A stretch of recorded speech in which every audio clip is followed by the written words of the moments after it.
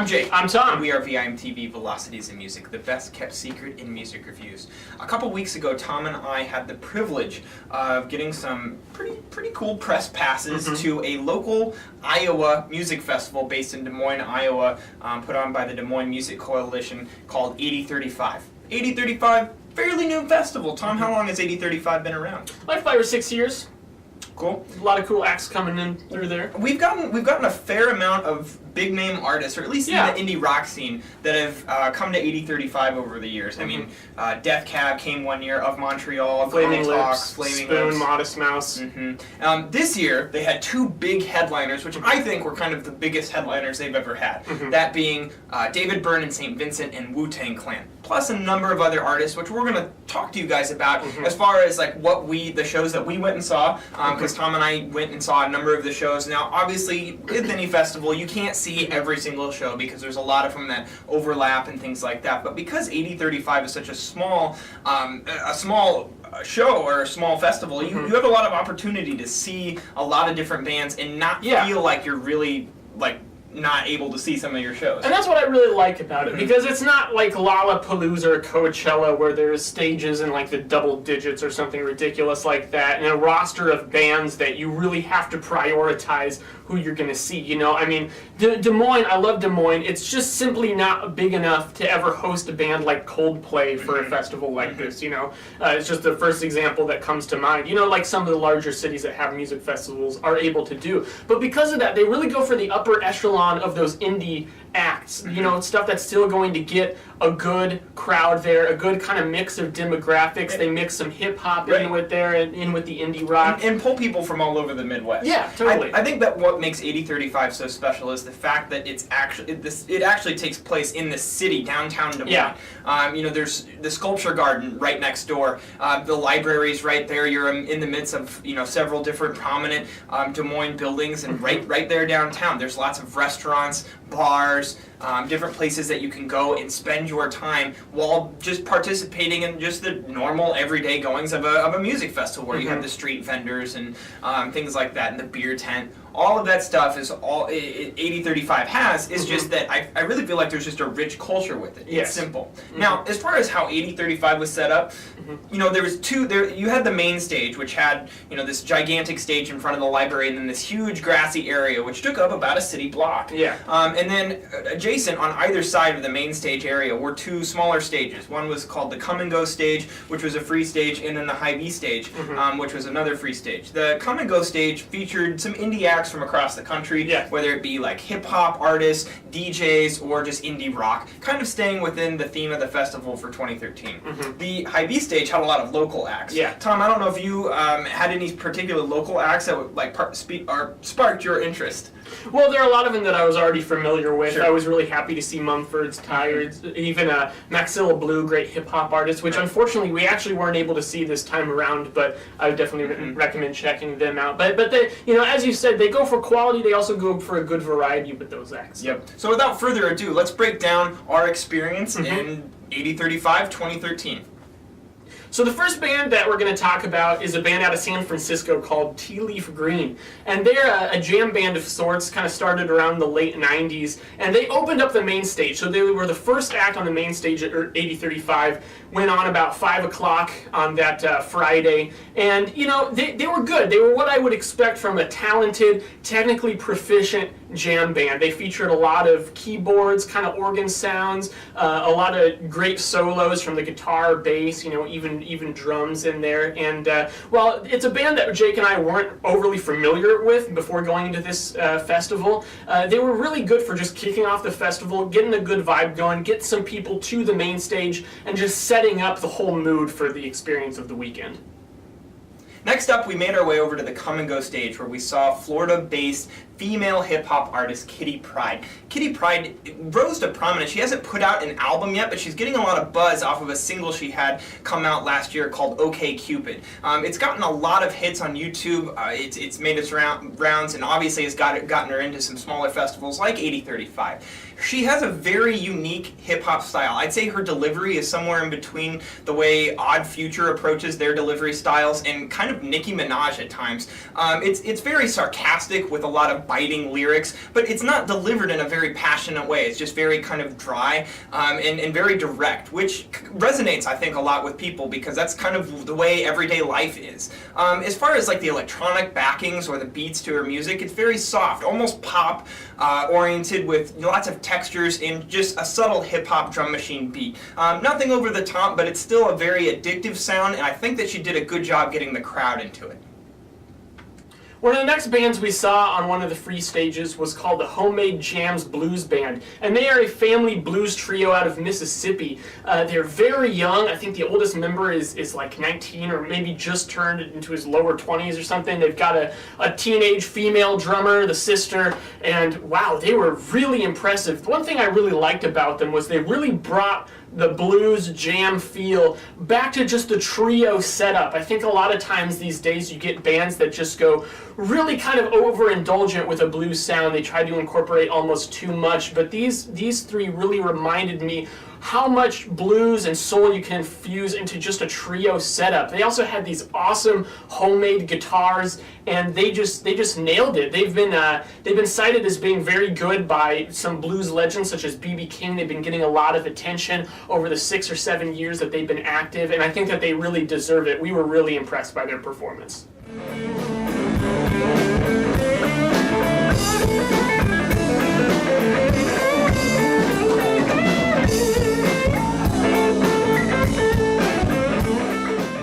Next up was Yeasayer on the main stage about 7 o'clock on day 1 Friday. Yeasayer is a band that Velocities in Music is very familiar with since we reviewed their 2010 album Odd Blood and last year's Fragrant World.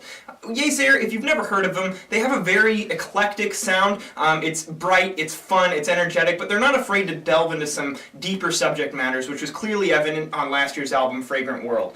We were really interested to see how Yeasayer's sound would translate to the stage, and seeing them live was kind of a unique experience. Keep in mind, 7 o'clock, they were playing into the sun, so there was no lighting effects going on. They really didn't have any visual element, and their sound has such a colorful aspect to it on record that it was kind of a challenge, I think, for these guys to go up and play live. Lead singer Chris Keating did an excellent job embracing the crowd and really getting into his music. I mean, he was using the mic as almost like an instrument or as like an extension of his body, throwing it around.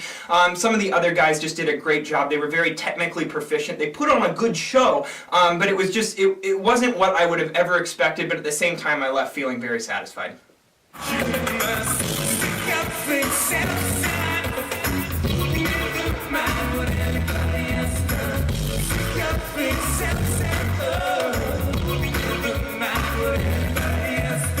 Right after Yeasayer, we headed back over to the Come and Go stage to see Menomena play for free, which was actually really cool because they're a pretty well-known, they're on that borderline between being pretty well-known and not known at all, indie rock band.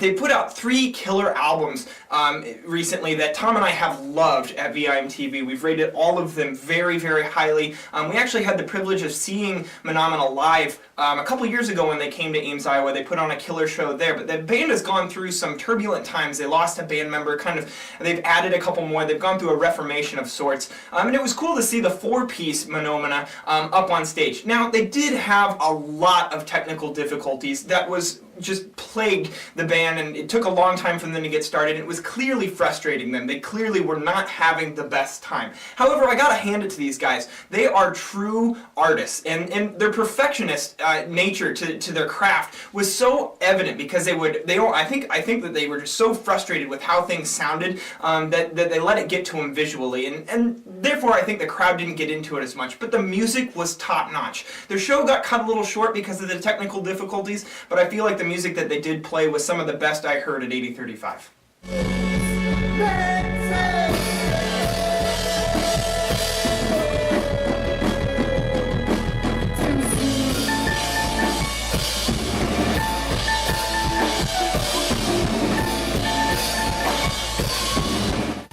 So after Menomena, we pretty much booked it back to the main stage because we heard that David Byrne and St. Vincent had already kind of started their show, but we really didn't want to miss any of the Menomena show. So we're just running back to the main stage. We get there kind of right at the beginning of the second song they started playing, but wow, just getting there initially, what a spectacle was this setup, because on stage there were so many people. They had a full brass band with them, they had the drummer, they had some other instrumentalists, obviously David Byrne and St. Vincent kind of taking center stage, but it wasn't a typical band setup where you see guitar amps and all sorts of equipment up on stage. It was very bare, and that kind of puzzled me at first, but once we got into the show I understood why. It's because they incorporate a very big presentation into this show, and they're moving around utilizing all of the stage space. They have a killer light show where pretty much at the end of every song just cuts off abruptly and the lights go out and then the next song comes up, and it made for such a spectacular performance. But the band, man, the band, they had this huge brass band with them, and they did a great job of making them part of the show. It's not like they were just on some risers in the background and you never got to know them. They were introduced, they were part of the performance, and they even played the Talking Heads track Wild Wild Life, which to my surprise I learned later was one of the first performances live of that song ever. Like 2 weeks before this show was the first time it had been played live, somewhere in that area, but basically the previous month. And they even took turns with members of the band singing lines from the song, and I just thought it was so cool how they incorporated that. Sitting on with the silver behind the door. Just a businessman. He got the wild, wild life. Something strange. He got the wild, wild life. I'm now going to have Wild Wild Life in my head for the rest of the year. In addition to Wild Wild Life, we heard a number of other songs from David Byrne and St. Vincent's collaboration album, which came out in 2012, last year, called Love This Giant. If you've heard Love This Giant, it was a strange sound to it. It was full of horns, saxophone, a lot of the elements that we saw on stage when we saw David Byrne and St. Vincent play live. But it was just an interesting, when we reviewed the album, it was hard for us to really embrace the sound because it was so awkward at times and contorted, and it was just really intriguing to us to see how they were going to translate the sound live. And man, I gotta say, it was absolutely not what I expected. It was so much better live, and I think that it was the horn section that did such a good job. They really added a stark sense of dynamics to the live show. The choreography, it just gave it this authenticity that you just couldn't capture in any other artist unless you had that live band presence there. The other thing that I thought was really cool about David Byrne and St. Vincent's show was how they pulled songs in from each of the artists' back catalogs. There were several Talking Heads songs, a little bit later in the Talking Heads discography, of course, but several Talking Heads songs. David Byrne even played a track or two from his solo career, and also St. Vincent's solo career. There was several notable tracks, such as Marrow, and some off of her new album, Strange Mercy. Both of these artists just knocked it dead. I gotta say, while I kind of expected David Byrne's presence to be just monumental, when he's on stage he just commands the crowd, that totally was true. But St. Vincent also rocked the hell out on guitar. She was creepy, beautiful, and intense all at the same time throughout the show. And a lot of the personality that David Byrne and St. Vincent had on stage was what made it one of the best shows that Tom and I have ever seen, period.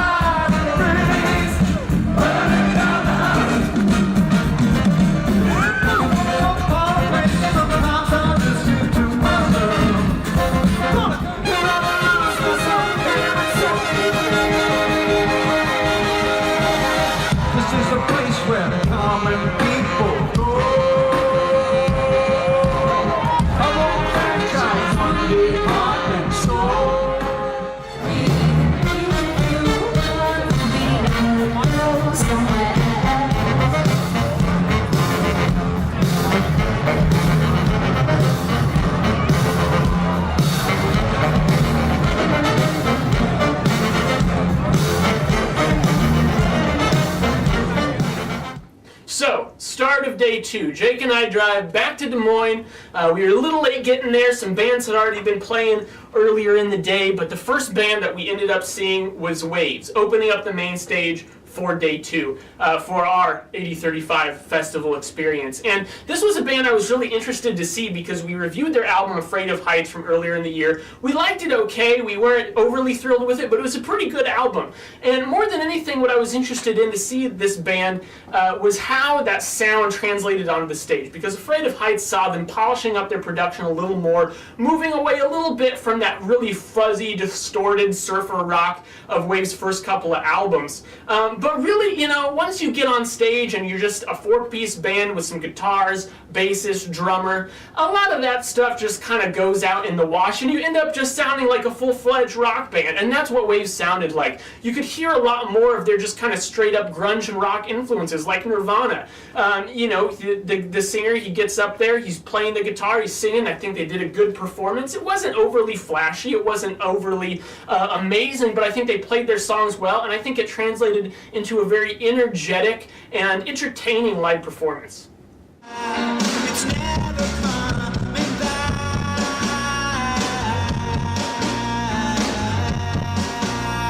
No hope, no future.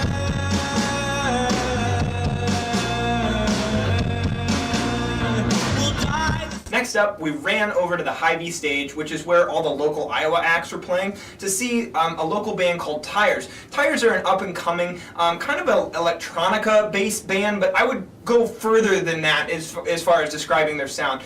They're a trio that really does a really good job of infusing guitar, synths, and other electronic elements into just this bombastic, addictive sound. That kind of reminds me a lot of Battles, to tell you the truth. It was very colorful, engaging, loud, and they did a great job of getting the crowd involved. I thought the crowd was very, very receptive to this band's sound. Very cool act. Interested to see where these guys go.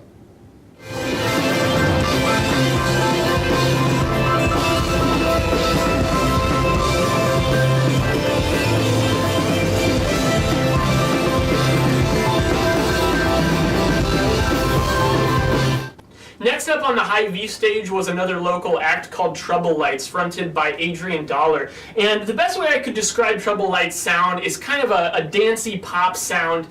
They've got music out there online you can go listen to, some great recordings. But what really translated differently into the live show was just the very flamboyant theatrical presentation that went on. Now, this very well could have just been Adrian on stage singing with, you know, some kind of DJ running the beats and everything, but to add a little flair to it, the DJ had this like black executioner hood on. You had Nate Logsden dancing around half naked in his beefcake shorts. You had some other background singers with some very interesting, colorful costumes on, and it made for a performance that was so much more memorable than it could have been. They could have gotten lazy with this one and just gone up there and kind of presented the music blah, but it was really cool to see Trouble Lights go above and beyond, getting a lot of people on stage, getting some dancing going, and you could tell that the crowd was very into that. You know, people go to a festival, they want something like that they can really get into, and see that the people on stage are enjoying what they're doing, they're proud of it, they're confident, and this was a pop act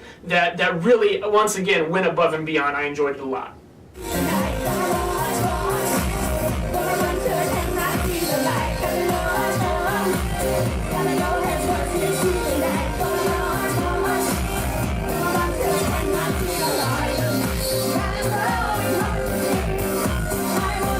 Next up, we headed back to the main stage to catch Umphrey's McGee, which is an Indiana-based jam band, and they've been around for a long time and have gotten a lot of notoriety. They've put out several albums. I think they have like 7 or 8 albums out. So hearing Umphrey's McGee at a festival like 8035 did a really good job of bringing a different demographic in to the festival. You know, there's a lot of hip-hop acts at 8035, a lot of indie acts, but you know, the jam band brings a different sort of people in. So to bring those people in made the, you know, the diverse culture at 8035 just so much more rich.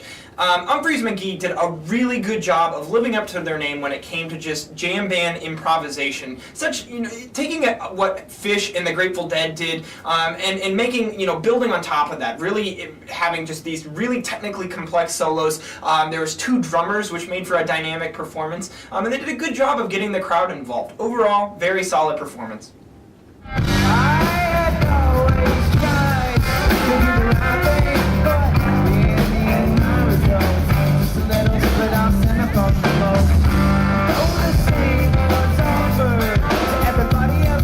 Alright, so right at the time Deerhunter went on, another awesome band was going on at the Hy-Vee stage, and that was Mumford's.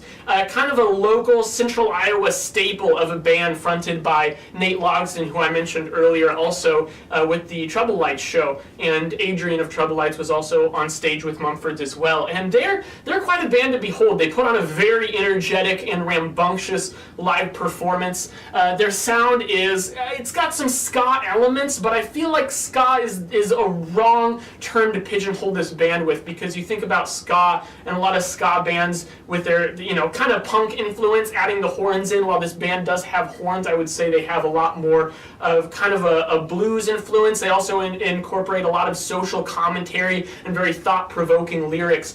Always a good show, and this was even enhanced by the fact that Nate proposed to Adrian on stage at the end of the performance, and she said yes. Don't want to leave that as a cliffhanger there, but it was pretty cool, and it made for just another great 8035 festival experience. 1, 2, 3, 4, if you took a kidney from inside me, left the other one within me, I could live with just one kidney. On you still treat me like a brother, even though you'd always known me as a person with two kidneys. While Tom ran over to the Hy-Vee stage to catch Mumford's, I stayed behind and watched Deerhunter perform the entirety of their set at the main stage. Deerhunter are a noise rock, kind of post-punk, punk-influenced, neo-psychedelic. They're just an indie rock band. They're very underground and have risen in prominence in the indie scene in the last couple of years, as their albums from 2010 or 11, Halcyon Digest, and then their 2013 record, Menomena, have come out to good critical acclaim. Critics love this band, so we were interested to see how do fans take it when these guys put on a live show. Bradford Cox, the kind of the head guy of Deerhunter, also of Atlas Sound, he just has so much personality on stage. He called out a kid in the audience who was named Timmy, and he found out his name and goes, he dedicated the whole show to Timmy because Timmy was wearing a Black Flag shirt, which was totally awesome. The band did a really good job performing. They sounded just ballsy as hell, recreating a lot of the songs from their records in the live setting. If there was any complaints I would have about this show, it was that the band didn't seem as into it as Bradford Cox was. Bradford Cox was just going crazy the entire time. Clearly, his just stagemanship was fantastic, where the other band seemed a little bit lethargic. They were just standing there. I don't really blame him. It was a very hot day. They were standing looking into the sun. It was hard to bounce around. But overall, it was a very good show, and I can't wait to see Deerhunter again in the future.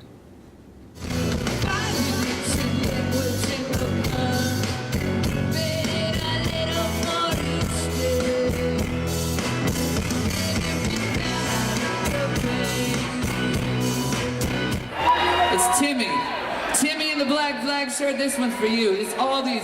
This one's for you, little boy. Don't cry, little boy.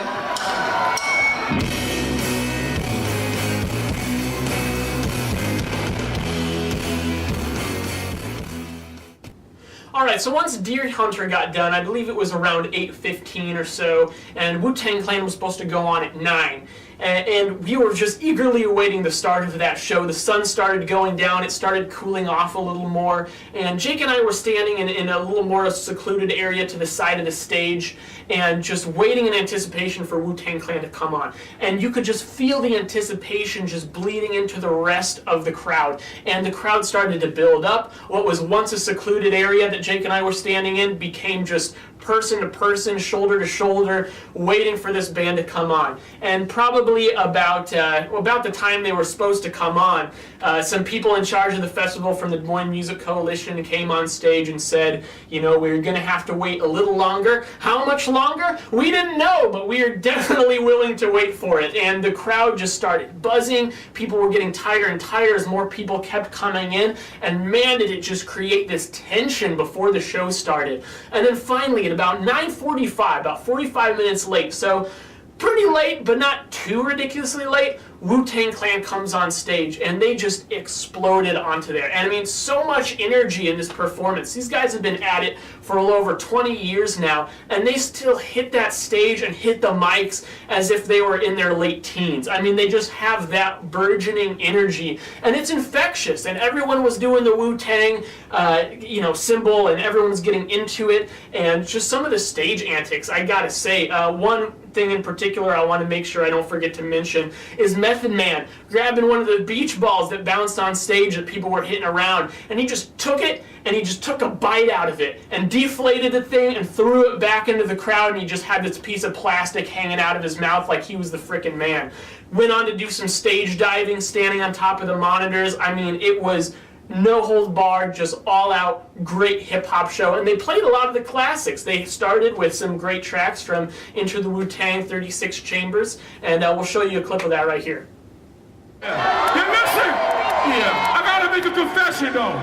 I don't care if you're from New York, I don't care if you're from California, or what part of the world you reside. Don't you never forget, Wu-Tang Clan ain't nothing to fuck with!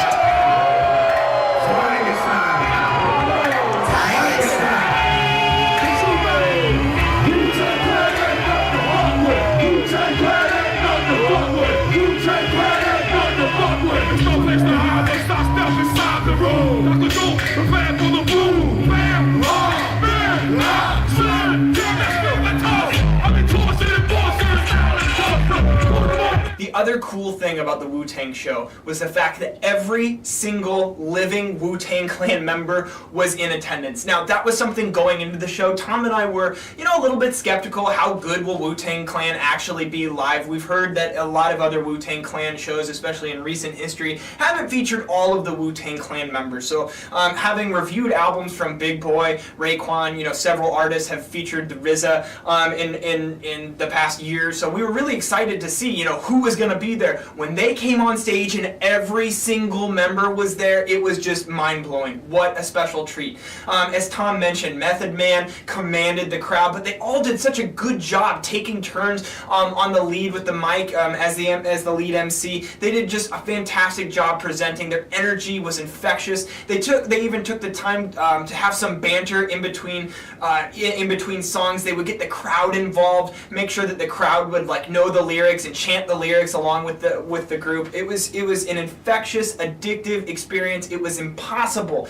not to become involved. My favorite part was when they paid homage to Iowa. They had never been to Des Moines or never played in Des Moines before, and I think they got a good response because this show was packed as far as the eye can see. I didn't think that Iowa had that many people in it, and I live here, and it was just completely packed. Then they did a very cool tribute to the late ODB, who was one of the founding members of Wu-Tang Clan, and that was a cool song too. Overall, just a fantastic show, very, very memorable, and really, I gotta say, 8035 is gonna be hard for you guys to top Wu-Tang Clan, because that show was just off the hook. Ruthless rap, you don't wanna just get back the fuck out. Wanna get on it like that, well, be shot.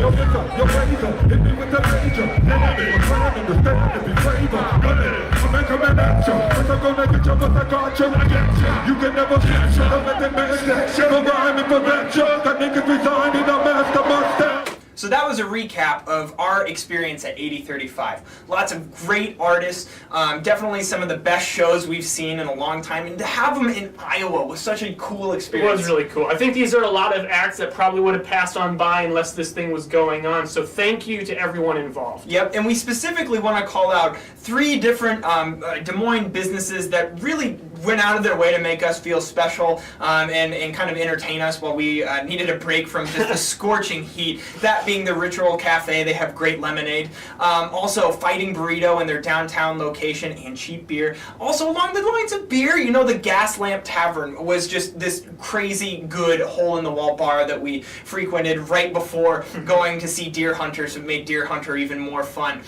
We also wanted to take a second to thank the Des Moines Music Coalition. You guys have been putting on 8035 for a number of years now, and this year has to be the best year ever. We had such a good time. It was such a good festival, and thank you for giving us the opportunity for the press passes to come in and document our experience. It was a great festival.